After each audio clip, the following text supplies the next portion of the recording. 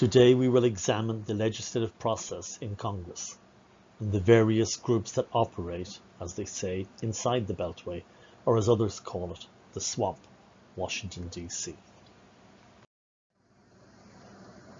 But first, a snippet I saw in the paper yesterday regarding the census. We touched upon this in the last lecture and how the current Republican administration is against undocumented workers from being counted in the census. The reasons given are mentioned in this article. Traditionally Democratic voters, the added numbers would allow more funds and support for Democratic candidates. Please keep an eye on headlines or any news regarding politics, as it is a constantly changing landscape. Read this article and understand it.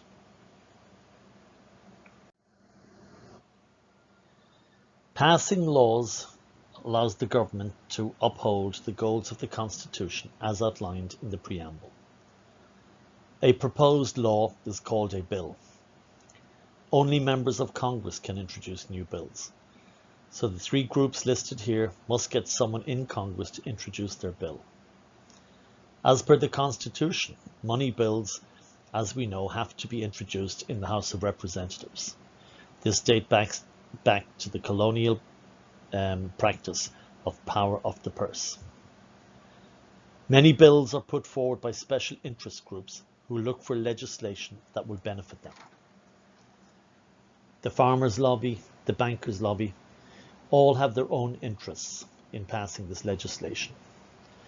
Farmers want to get bills passed limiting agricultural produce from other countries. The National Rifle Association will introduce bills opposing new gun laws, and the American-Israel Public Affairs Committee, AIPAC, will introduce pro-Israel bills. The administration will introduce bills like, for example, Obamacare or the Affordable Health Care Act. Often lobbyists will just look to change existing laws, which lets them fly below the radar. Congressional committees will form to address areas of concern like social media and introduce bills to address issues that have arisen. Currently, social media platforms are exempt from congressional regulation, but as they police their platforms and censor people, more people are pushing for legislation for them to be regulated. Congressional committees are formed to work on proposed legislation. This involves research on the issue at hand, what the problems are and what the fixes should be. Teams of workers hired by the Congresspeople investigate, review reports and interview people. Bills are drafted and experts in the field are brought in for their advice.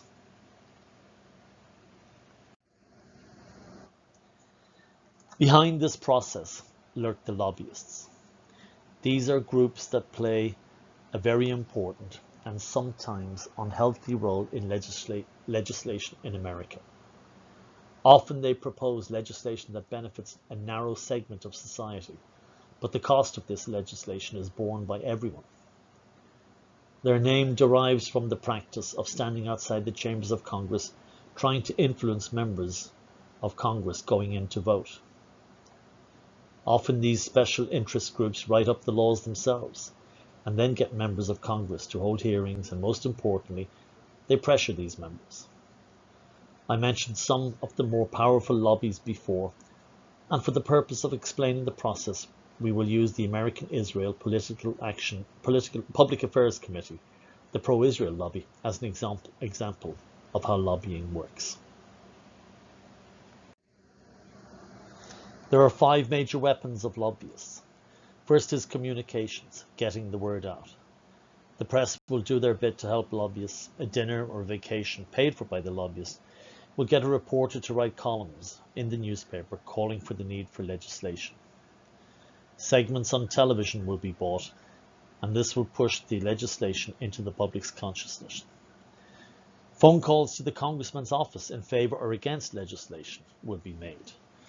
An example of this is when Obama was signing the Iran nuclear deal. I had a friend who worked in Joe Crowley's office in Woodside. Joe Crowley is the Democrat that Alexandria Ocasio-Cortez beat.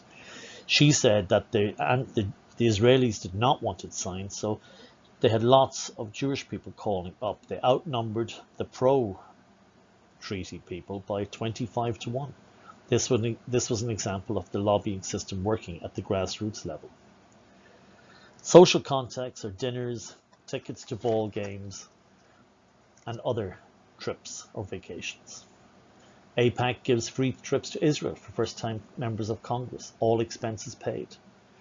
Alexandria Ocasio-Cortez was going to go, but Netanyahu banned Rashid Tlaib and Omar Ilhan, so she joined in solidarity with them and would not go.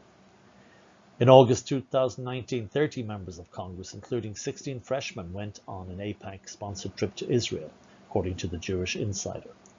All freshman members of the 116th Congress were approached to go on a trip. Demonstrations in support of Israel are held on campuses and in DC. In March every year, the American Israel Public Affairs Committee holds a big convention in Washington, D.C., and many of the top politicians speak at it. Alliances with Christian networks also get the word to Christian Americans. But the most powerful weapon is, of course, money. Pro-Israel supporters donate millions to candidates. Sheldon Adelson gave $100 million to Trump. He's the casino magnate from Las Vegas who is very much a pro-Israel supporter. Trump therefore moved the capital to Jerusalem and annexed the Golan Heights, or allowed the annexation of the Golan Heights. Israeli supporters are huge donors to both sides, Democratic and Republican. And if you dare to cross this lobby, you will suffer. Cynthia McKinney is a classic example of someone who opposed the AIPAC lobby. She was an 8-term congresswoman from Georgia. To defeat her, the Jewish lobby had the Democratic Party redraw her district in blatant gerrymandering and poured money into her opponents' campaign funds. Money is the key in politics, and lobbying groups use the threat of funding opponents to get legislation passed.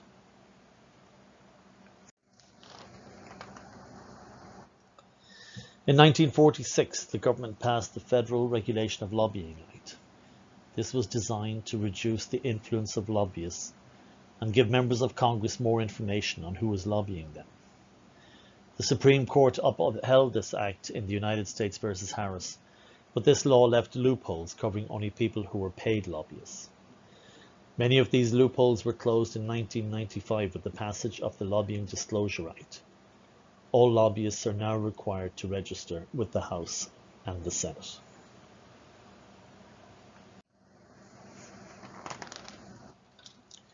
Here we see the familiar rendering of how a bill becomes a law. The committee system is emphasized here, and most of the bills introduced never get beyond the committee stage. The importance of committees can be seen by the number of steps on the diagram. It is important to remember that for a bill to become a law, it must be passed by both houses of Congress.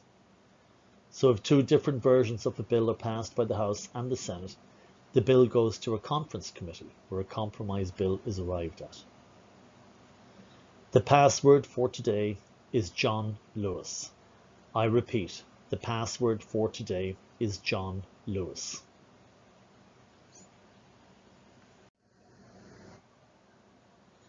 There are 20 permanent or standing committees in the House, 21 in the Senate, and there are 4 joint committees. Most legislation is done in the standing committees. The most important committee is the Rules Committee in the House of Representatives, who decide how and when bills will be argued. Committee membership is based on control of the House. On today's Rules Committee, there are 13 members with 9 Democrats and 4 Republicans. By controlling the calendar, the Rules Committee can influence the speed and timing of bills. The Ways and Means Committee, which deals with government spending, is also a very important committee, once again dominated by the Democrats with 25 members and 17 Republicans. John Lewis was actually on the Ways and Means Committee. His seat is now vacant. The other types of committees are select and conference committees. Select committees are put together to address specific legislation, and conference committees, as we mentioned, are formed between the House and the Senate to get legislation passed by both houses. Committee membership is generally based on seniority, but some expertise on the area of legislation is required. For example, the Democrats saw fit to put Alexandria Ocasio-Cortez on the House Committee on Financial Services and the House Committee on Oversight and Reform, which deals with civil liberties and civil rights and the environment. As the Democrats currently control the House, they are the majority on the committees.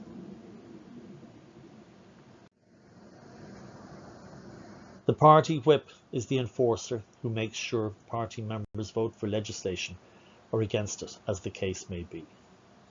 The majority whip, today the Democrats have the majority, is a Democrat, and the minority whip is the Republican leader. The Speaker of the House, currently Nancy Pelosi, controls events in the chamber, recognizing those who wish to speak and ignoring, and by doing so denying those the opportunity of speaking, those she feels will oppose legislation she wants passed. By ignoring these speakers, she holds a very, very important position in the House and on legislation. Please answer the following questions 1 to 10 and put the answers in the corresponding spot on your Google Classroom thing. Thank you.